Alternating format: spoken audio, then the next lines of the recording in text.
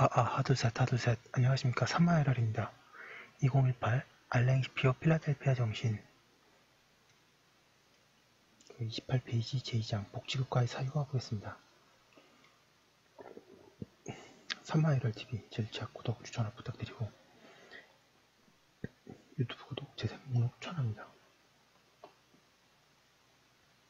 사회적 정의라는 개념은 법 철학만큼이나 오래된 것이다. 아리스토텔레스는 분배적 정의 및 부정적 정의와 함께 비례적 호혜를 국가의 삶에 필요한 셋째 형태의 정의로 보았다. 호혜란 평등의 원칙에 따라서가 아니라 비례적으로 돌려주는 것을 말한다. 사실 국가가 유지되는 것은 사람들이 자신이 받는 것을 비례적으로 되돌려주기 때문이다. 동일한 생각이 17세기 초 프란시스 베이컨의 글에서도 발견된다. 베이컨은 고통과 소요의 원인에 대하여 탐구하면서 다음과 같이 썼다. 정부는 모든 돈이 소수의 수중에 축적되지 않도록 필요한 조치를 취하여야 한다. 돈은 거름과 마찬가지로 애써 널리 뿌릴 때에만 결실을 맺는다. 필라델피아 선언이 제2차 세계대전의 경험에 비추어 항구적 평화는 사회적 정의의 토대 위에서만 가능하다고 하고, 또 일부의 빈곤은 전체의 번영을 위태롭게 한다고 천명했을 때에도 다른 것을 말한 것은 아니다. 필라델피아 선언의 고유한 기여는 사회적 정의를 보편적 소망의 성격으로 정의하고 그 실현을 모든 국가들의 경제정책을 구속하는 근본 목적으로 만든 데 있었다. 시장 전체주의의 파괴적 효과와 국가 전체주의의 억압적 효과를 똑같이 거리를 두고 파악하는 고유한 관점이 그렇게 해서 마련되었다. 뉴딜 29페이지. 정책을 확대한 필라델피아 선언은 결코 자본주의 파괴를 고취한 것은 아니었다. 반대로 필라델피아 선언은 세대와 세대가 이어지는 긴 시간에 걸쳐 시장이 원활하게 작동될 수 있도록 보장하는 규범적 틀 속에 시장을 편입시킴으로써 시장의 영속성을 확실하게 하려고 하였다. 인간은 살도 없고 역사도 없는 단자로 간주하는 일반 계약법에 맞서 사회법은 인간은 세대와 사슬에 소속되어 있으며 인간의 몸은 망가질 수 있으며 인간들은 같은 방향으로 마주보던 방향이든 연대의 관계를 맺는다는 사실이 교환의 무대 위에 다시 드러나게 만들었다. 극단적 자유주의 사상가들에 의하여 신기루로 비난받는 사회적 정의의 원칙은 공산주의 체제들이 시장경제로 전환한 덕분에 세계화의 의지에서 사라졌다. 그러나 모든 반혁명과 마찬가지로 세계화는 역사를 지울 수 없었다. 세계화는 자신이 파괴하고자 했던 것, 서유럽에서는 복지국가, 동유럽에서는 현실 공산주의를 병합하면서 사회국가의 소멸이 아니라 사회화를 초래했다. 국경을 모르는 금융, 기술, 경제의 공간을 구성하는 것은 모두가 동일한 고리를 갖고 스스로 동의한 것 외에는 어떤 의무도 지지 않는 개인들이 사는 평범한 세상이라는 유토피아와 함께 간다. 20세기의 전체주의적 유토피아와 달리 평평한 세상의 유토피아는 결코 개인적 권리의 소멸을 의도하지 않으며 오히려 반대로 개인의 권리의 자족성을 상정한다. 그러한 세상에서는 각자의 권리는 그것이 초월하는 정의 원칙에 근거할 필요가 없을 것이며 오로지 각자의 차이와 대립의 게임에서 정해질 것이다. 이제 외부의 규칙을 개인들에게 강요하는 모든 것을 완전히 박멸할 수 없다면 최소한으로 축소하는 것이 마땅한 악으로 간주된다. 그러므로 이것은 법의 쇠퇴가 아니라 탈근대적 의미에서 법의 해체에 관한 기획이다.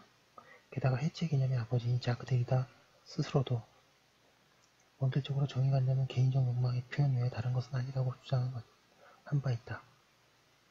그 욕망이란 교환도 없고 계산도 없고 규칙도 없고 이유도 없는 30페이지. 증여에 대한 욕망을 말한다.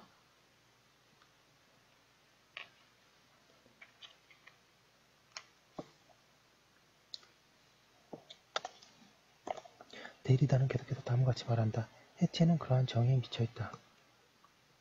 그러한 정의의 욕망에 미쳐있다. 그러한 정의, 그것은 법이 아니라 법 속에서, 그리고 법의 역사 속에서, 그리고 간단히 말해서 역사 속에서 진행 중인 해체운동 그 자체이다. 정의를 이처럼 오로지 각자의 주체성에 근거하고 법의 해체에 참여하는 것으로 정의하는 것은 사실 말도 안 되는 정의이다. 정의는 법을 그 이름에 걸맞게 정조하기에 적절하지 않은 감정적 호흡이라고 보는 극단적 자유주의자들이 사회적 정의를 폄훼하는 것과 철학적인 짝을 이룬다. 탈근대적 철학과 극단적 자유주의를 연결하는 심층적 관계가 여기에 그 모습을 드러낸다. 양자는 공의 기표에 대한 물신주의를 공유한다. 그 기표는 전자의 경우에는 언어이며 후자의 경우에는 화폐이다.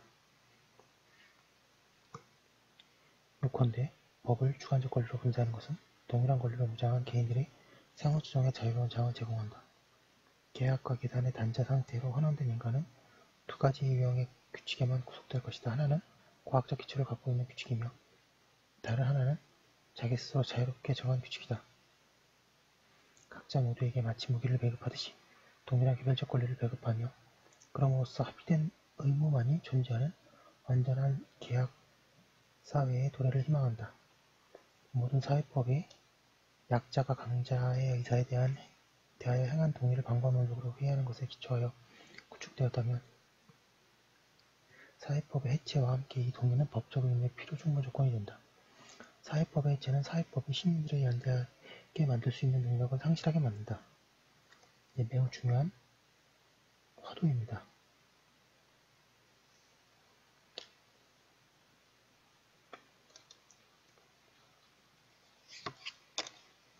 주거권이 와해되지만 주거에 대한 대항력이 있는 개인의 권리가 등장한다. 31페이지 비정규직 노동자들은 해고로부터 보호를 빼앗기지만 대기업의 임원들은 거대한 황금 낙하산을 갖는다.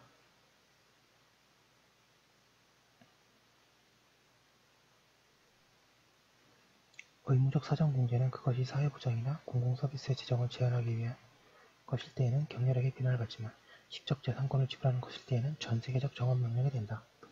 일요일 휴식이라는 규칙은 법 개정이 이루어질 때마다 조금씩 무너지고 이와 함께 정상적인 사회생활과 가족생활을 보장하기 위한 규범적 틀도 조금씩 무너진다. 대신에 아이들과 함께할 시간이 없는 부모의 결핍을 메워준다고 간주되며 부모 책임 계약이 도입된다. 노동자의 지위는 노동시장에서 현기증 날 정도로 불평등을 초래하면서 파편화되고 있지만 노동법전에 의하여 금지되고 있는 차별의 목록을 늘리기 위해서 평등의 원칙이 환기되는 그런 시절이 아니다. 1985년부터 2006년까지 이 차별금지의 목록은 11번 걸쳐 늘어났다. 평균 1년에 한 번꼴이다. 같은 기간 동안 파견 노동자 또는 기간제 노동자의 비율은 4배 증가하였다. 이처럼 사람들 사이의 질적 차이를 제거하는 것은 양적 차이, 즉 그들이 벌어들이는 소득의 수준과 안정성에 있어서의 차이, 한마디로 말하자면 돈의 차이를 정당화하는 것으로 귀결된다.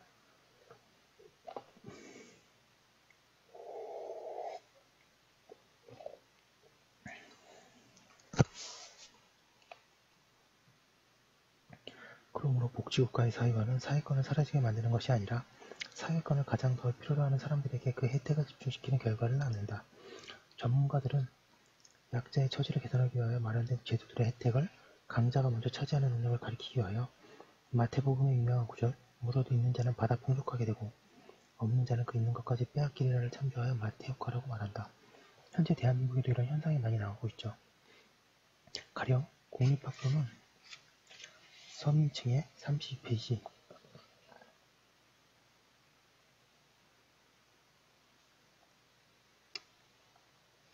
아이들보다 상류층의 아이들을 위하여 평균적으로 더 많은 돈을 쓰며 노동자는 임원들보다 연금보험료를 더 오랫동안 납부해야 하지만 기대 수명이 상대적으로 더 짧기 때문에 연금 혜택을 받을 수 있는 기간도 그만큼 더 짧다.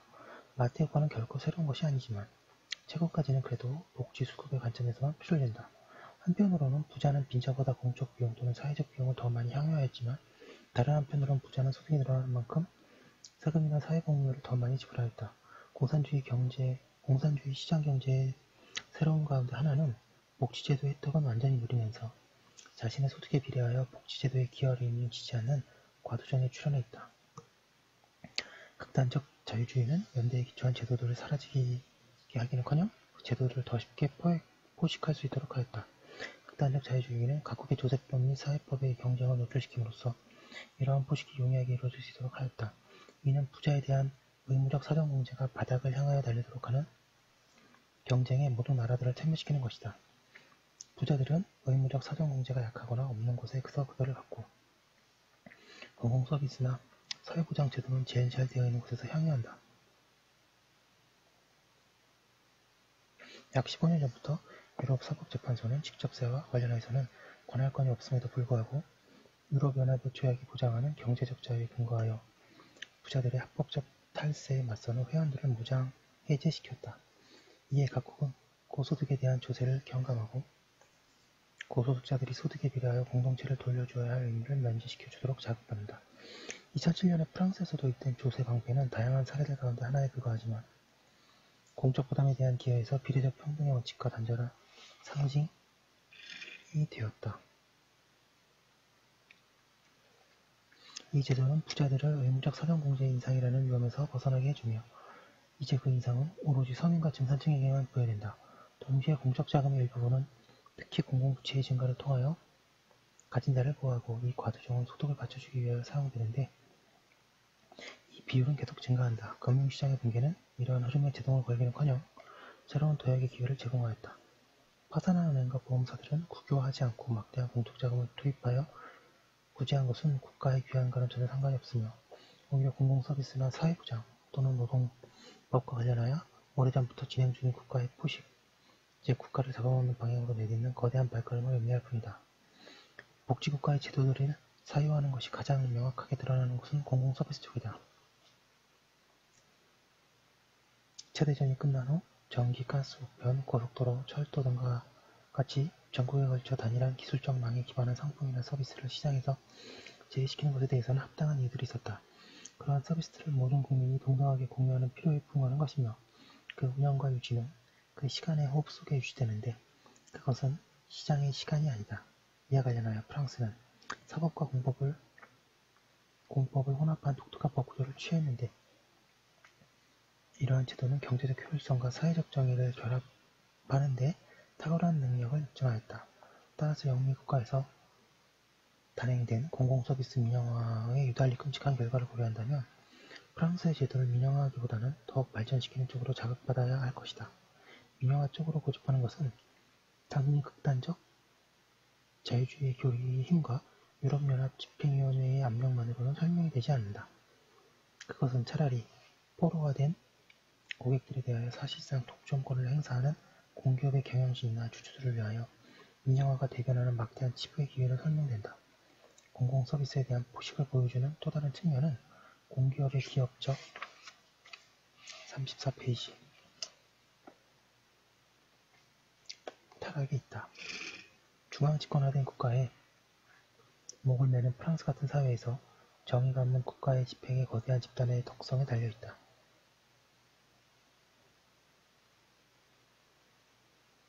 공익에 대한 그들의 헌신과 감각은 가장 미천한 공복에 이르기까지 국가의 모든 요소를 점점 더 가까이 퍼뜨린다고 간주된다.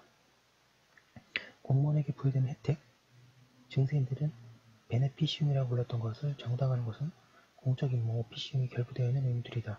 이러한 공공서비스의 개념은 고위공무원들이 상업적 가치로 전향하는 것, 특히 신공공관리론이라는 이름으로 일원화됨, 과 그들로 하여금 의무는 지지 않은 이들도 혜택은 계속 누릴 수 있도록 하는 사기업 취직 관행에 의해서 타락하였다. 고위공무원들이 덕성의 이미지가 아니라 반대로 파렴치와 탐욕의 이미지를 갖고 있는 한 모든 혜택들을 다 누리는 자들이 시간의 혹독함을 견디는 자들에게 금욕은 설교해봤자 소용이 없다. 고위공무원들은 이기심은 전염성이 강하다. 이제 각각의 공무원은 자신의 개인적 효용을 극대화하는 데 몰두하고 자신의 이득이나 혹은 자신에게 관련되는 일에만 전념하며 과제에 치여 죽기보다는 사기업에 주식하는 데 매달린다. 그러므로 이제 국가 없이는 아무것도 할 수 없다는 무능력함이 더 이상 국가에 대하여 신뢰를 할 수 없다는 사실 외에는 비길 만한 것이 없다. 공무원 제도와 공공서비스는 여러 측면에서 볼 때 프랑스 같은 나라와의 척추가 더 같지만 오늘날에는 공공의 서비스보다는 자신의 기득권을 지키는데 더 열심히 복지부동자들에 의한 석화 및 공공서비스 민영화하거나 상품 부문의 기업 모델을 맞추는 데 관심이 많은 사도들에 의한 풍화에 의해서 이중으로 위협받고 있다. 복지국가의 해체에 관한 재정 논쟁이 가장 치열한 분야는 사회보장 쪽이다. 연금제도는 과도정의 복지국가의 제도들을 착복하기 위하여 사용하는 정책들이 가장 집중적으로 겨냥하는 표적이었다. 연금제도가 도입된 나라들에서 연금제도가 적립식으로 바뀌는 조치는 카지노 주식시장 35페이지 을 살찌웠으며 연금재정을 납부하는 노동자들은 오늘날 사실로 확인되고 있듯이 초라한 수당밖에 받지 못할 위험에 처해 있다. 부가심 연금제도가 유지되었던 나라에서 그 제도의 기억으로 패자가 된 자들은 대부분 비정규직 노동자들이었으며 반면에 대기업의 임원들은 자신들의 머리 위에 호화스러운 연금 모자가 더 씌워지는 것을 보았다. 하지만 연대 메커니즘을 포식하는 것은 모든 사회보장 제도에 나타나는 일반적인 경향이다. 가령 오늘날 의료보험의 파산을 초래한 요인들 중에 제약회사의 압력이 갖는 정치적 무게도 고려해야 한다. 그들의 수입의 핵심적인 부분을 의무적 사정공제로부터 얻으면서도 그 대가로 어떤 제약을 받아들이려고도 하지 않는다. 프랑스에서 이렇다는 거죠. 또한 실업보험의 지출을 활성화한다는 명목으로 실업보험 재원의 일부분이 실업자들에게도 기업들로 방향을 바꾸었다. 금융 시스템의 파탄에 기여한 런던의 중개인들이 일자리를 잃었을 때 그들은 유럽 사회법의 적용 덕분에 한 번도 보험료를 낸 적이 없는 프랑스 실업보험으로부터 사회보장소득 상한액에 대비해 달하는 수당을 받을 수 있었다.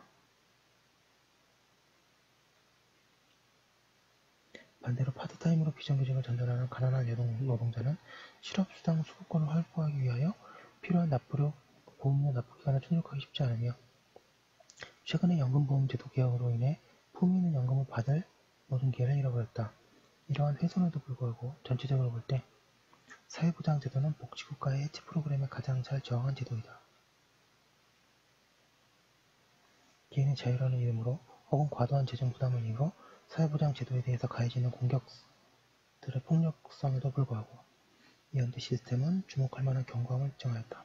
적어도 늙은 유럽에서는 그랬다. 그러므로 지난 30년 동안 사회보장제도에 관한 극단적 자유주의 정책의 효과에 대해 엄격한 대처대조표는 보장되는 위험과 관련된 나라에 따라서 신중하게 작성되어야 할 것이다.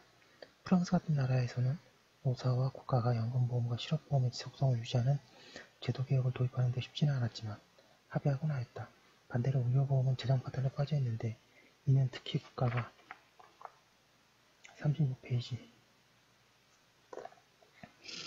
선거를 고려할 것이 아니라 공익을 고려하여 제도 개혁을 추진할 능력이 없었던 점에 기인한다. 마지막으로 오늘날 마티효과가 가장 두드러지는 분야는 노동법이다. 노동법 시장의 수요에 적응해야 한다는 명목으로 노동법에 가해진 개혁들은 결코 복지국가의 규칙들을 제거하는 것으로 귀결될 것이 아니라 보호의 필요성이 가장 높은 곳에는 보호를 축소하거나 제거하는 반면 상위 노동자 집단에 대해서는 계속하여 보호를 두껍게 해주는 것으로 귀결되었다. 대기업의 임원들은 기업을 파산으로 몰고 갔으면서도 엄청난 소득을 올리기 위하여 노동법에서 나온 몇 가지 메커니즘, 퇴직수당, 추가연금, 노동자 주주제 등을 활용하였다. 반면 저임금 노동자와 관련해서는 국가와 기업과 금융 사이에 이루어졌던 역할 분담이 전복되었는데 고용법은 이를 가장 분명하게 보여준다. 꼴베르주의 전통 속에서 국가가 경제정책에 큰 틀을 잡고 대기업은 이를 실천하며 금융가들은 이를 뒷받침하는 나라에서 이제 기업의 활동 방향을 지시하는 것은 금융적 목표이며 이로써 비롯되는 인간적 희생의 대가는 국가가 감당한다. 국가는 고용정책의 재정을 부담함으로써 직접적으로 이를 감당하던가 빈곤과 폭력과 불안에 대처해야만 함으로써 간접적으로 이를 감당한다. 취업을 지원하는 공적 제도의 대상이 되는 사람들은 그들이 취업하는 고용의 자격자가 아니라 법률에 의해 혜택자들로 규정된다. 혜택은 보잘것없다. 그 액수는 전부 노동을 했을 때 받는 최저임금을 넘는 경우가 드물다. 반대로 오늘날 가치창조라는 말은 노동이 아니라 주주들에게 지급되는 혜택들을 가리키는 말로 쓰인다. 노동은 부의 원인이 아니라 부의 효과로 보는 것이 문자 그대로 전복적이다. 이 착각은 새로운 것이 아닌데 이미 서기 1000년쯤에 아달베롱 드 라옹-듀건은 프랑스 왕에게 이에 대해 주시시킨 바 있다. 주인은 자기가 하인을 먹여 살린다고 보이지만 실은 하인이 주인을 먹여 살리는 것입니다. 그리고 그 하인의 눈물과 한숨은 그칠 날이 없습니다. 라고 합니다. 네, 여기까지 한 거 올려두고 또 계속 이어서 하겠습니다. 잠시만요.